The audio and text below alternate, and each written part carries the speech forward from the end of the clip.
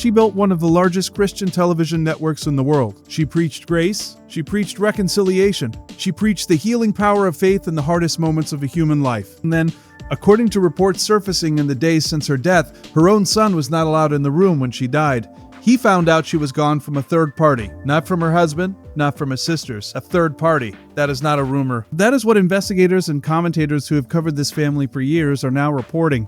And it raises a question that nobody inside that network seems to want to answer. What was really happening behind the cameras at Daystar?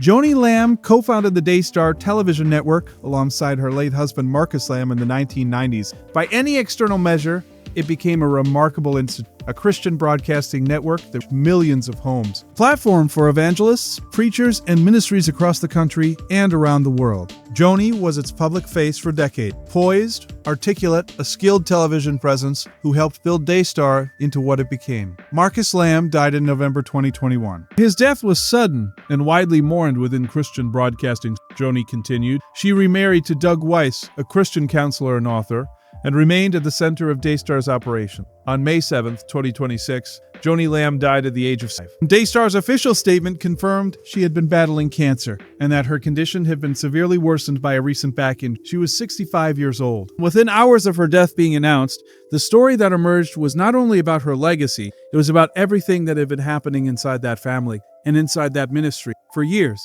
Joni Lamb had a son named Jonathan. Jonathan Lamb and his wife Susie have been at the center of a family and institutional rupture that has been documented and reported on by journalist Julie Roys of The Roys Report, an outlet that covers accountability issues within Christian ministry. According to reporting from The Roys Report, Jonathan Lamb was allegedly barred from being at his mother's bedside during her final hours. He was not there when she died. And according to those same reports, he was informed of his mother's death not by his stepfather Doug Weiss, and not by his sisters, but by a third party. Let that land for a moment. A son, his mother dying of cancer. A family that had time to know this was coming, and he found out she was gone from someone outside the immediate family. Commentators covering this story have noted the absence of any reported reconciliation between Joni and Jonathan before her death, despite the fact that, by all accounts, she knew she was near the end. These are serious claims. They come from reported sources. They have not been publicly disputed by Daystar or by Doug Weiss at the time of the script. But to understand why this matters,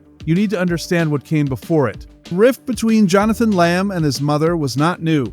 The Roys Report had previously investigated and published serious allegations involving the Lamb family and the Daystar Television. These are documented. They're on the record. Jonathan and his wife Susie previously alleged that Joni Lamb had covered up the alleged sexual abuse of their daughter, Joni's own granddaughter, by a family member. These are allegations. They have not been adjudicated in a court, but they were made by Jonathan and Susie directly and reported by a named journalist. Child, an alleged abuse, and a claim that the institution and its leader chose silence over accountability. Additionally, the Roys Report published what it described as leaked audio that allegedly showed Joni and ministry allies, including Pastor Jimmy Evans, pressuring Jonathan to submit to what was characterized as his mother's authority within the ministry structure. The framing used, according to reporting, was explicitly spiritual, positioning that authority in religious terms. That is a specific dynamic that researchers who study high-control religious environments recognize immediately. Using spiritual language to enforce institutional hierarchy and silence dissent within a family structure. There were also reported financial allegations. The Roys Report previously investigated claims that Daystar funds were used for personal expenses, including a reported six-figure honeymoon following Joni's marriage to Doug Weiss. These financial claims involve a nonprofit ministry, an organization that operates on donor funding and public trust, which means they are not merely personal matters. Daystar's official response to Joni's death focused on her legacy and her faith. Their statement confirmed the cause of death, cancer complications worsened by a back injury, and honored her decades of work building the network. The official statement did not address was Jonathan, or the hospital room, or the reported circumstances of how her son was notified. That silence is not evidence of wrongdoing. Organizations routinely focus on tribute statements in the immediate aftermath of a death, but in the context of years of documented reporting, allegations on the record, a family publicly divided, an institution under scrutiny, that silence does not go unnoticed. Julie Roys and other commentators who have followed this story for years have made clear that they view the final days of Joni Lamb's life not as a separate event from the allegations, but as a continuation of the same story.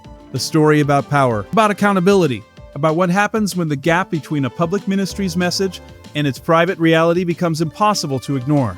Here is the part that is genuinely hard to sit with. Whatever the full truth is about these allegations, and courts have not settled them, there is a son who did not get to say goodbye to his mother. There is a family that, by all available reporting, did not find its way to reconciliation before it was. There is a little girl, Jonathan and Susie's daughter, Joni's granddaughter, at the center of allegations that, if true, represent one of the gravest possible failures a family can make. The people most affected by what happened inside this family are not the institution, they are not the ministry, they are not the network's donors or viewers, they are the people in that family who were harmed, or who believe they were harmed, and were now being asked to grieve publicly alongside a legacy that they say does not match the private reality. Jonathan Lamb lost his mother on May 7, 2026. He reportedly found out from a third party.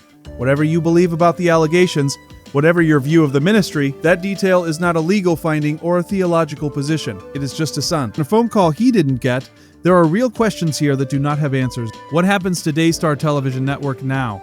Joni was its defining public face for decades, especially since Marcus Lamb's death. Leadership transition, who takes over, how the network is governed, what accountability structures exist, those are live questions. What happens with the allegations Jonathan and Susie Lamb have made? The death of Joni Lamb does not resolve any of the reported claims. A potential cover-up of child abuse does not become less serious because the person accused is no longer alive. If anything, the question of institutional accountability at the level of Daystar as an organization becomes more urgent. And what about Doug Weiss? As Joni's husband and a figure reportedly present in her final days, his role in the ministry's future and in the family dynamics that have been publicly reported is a question that remains fully open. Julie Royce has indicated she will continue covering the Daystar story. That reporting is ongoing. The full picture of what happened inside this family and this institution has not yet been told. Joni Lamb built something real.